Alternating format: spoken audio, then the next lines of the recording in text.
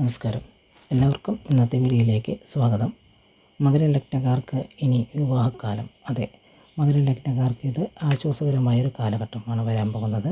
വിവാഹം നോക്കുന്നവർക്കും വിവാഹത്തിന് കാലതാമസം നേരിട്ട് മനസ്സുമെടുത്തിരിക്കുന്നവർക്കും വരാൻ പോകുന്നത് സുവർണ്ണ കാലഘട്ടമാണ്.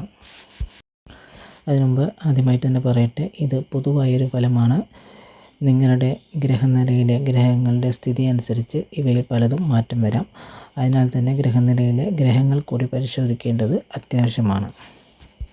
മകരലഗ്നക്കാർക്ക് മനസ്സിന് ആശ്വാസം നൽകും വിധം ജൂൺ 8 മുതൽ നിങ്ങളുടെ കളത്രഭാവത്തിലേക്ക് ശുക്രൻ രാശി മാറാൻ പോവുകയാണ്. ഇത് വിവാഹം നടക്കാൻ ഏറ്റവും അനുയോജ്യമായ സമയമാണ് എന്ന് തന്നെ വേണം കണക്കാക്കാൻ. കൂടാതെ ജൂൺ 2 മുതൽ വരാൻ പോകുന്ന ജൂൺ 2 മുതൽ ഗുരുവിൻ്റെ സാന്നിധ്യം കൂടി കളത്രഭാവത്തിൽ നിലനിൽക്കുന്നു എന്നതും കൂടി നമുക്കിവിടെ എടുത്തു പറയേണ്ട ഒന്ന് തന്നെയാണ്. അതിനാൽ തന്നെ കളത്രഭാവത്തിൽ ഗുരുവും അതായത് വ്യാഴവും ശുക്രനും സാന്നിധ്യം ഉറപ്പിച്ചിരിക്കുന്നത് ഇത് തടസ്സങ്ങൾ മാറുന്നതിനും അനുയോജ്യമായ പുതിയ പുതിയ ബന്ധങ്ങൾ ആലോചനകൾ വരുന്നതിനും അവ നടക്കാനും സാധ്യത ഏറെ തന്നെയാണ്.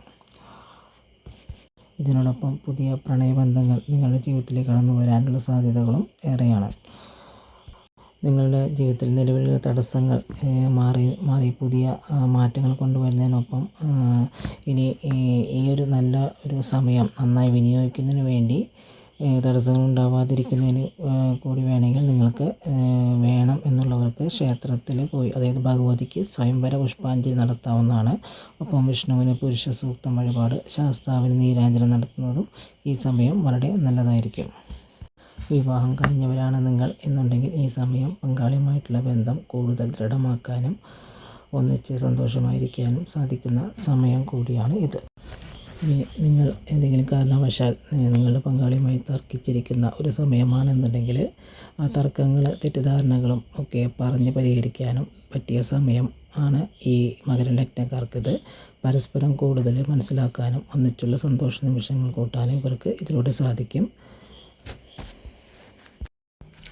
വ്യാഴത്തിൻ്റെ സാന്നിധ്യം ഇവർക്ക് കൂടുതൽ ഭാഗ്യം കൂടി കൊണ്ടുവരുന്നതിനാൽ ഈ മകരലഗ്നക്കാർക്ക് വിവാഹത്തിലൂടെ ഭാഗ്യം കടന്നു വരിക എന്നൊരു സാധ്യത കൂടി നമുക്കിവിടെ എടുത്തു പറയേണ്ടതാണ്. അല്ലെങ്കിൽ വിവാഹത്തിന് ശേഷം അവർക്ക് ജീവിതത്തിൽ ഭാഗ്യം കടന്നു വരാം എന്നും കൂടി നമുക്ക് കണക്കാക്കാം. അപ്പോൾ വിവാഹം നോക്കുന്ന എല്ലാ മകരലഗ്നക്കാർക്കും ആശംസകൾ നേരുന്നു. നല്ലൊരു ബന്ധം തന്നെ നിങ്ങൾക്ക് ലഭിക്കട്ടെ എന്ന് പ്രാർത്ഥിക്കുന്നു. നമുക്ക് വീണ്ടും അടുത്തൊരു വീഡിയോയിലൂടെ വീണ്ടും കാണാം.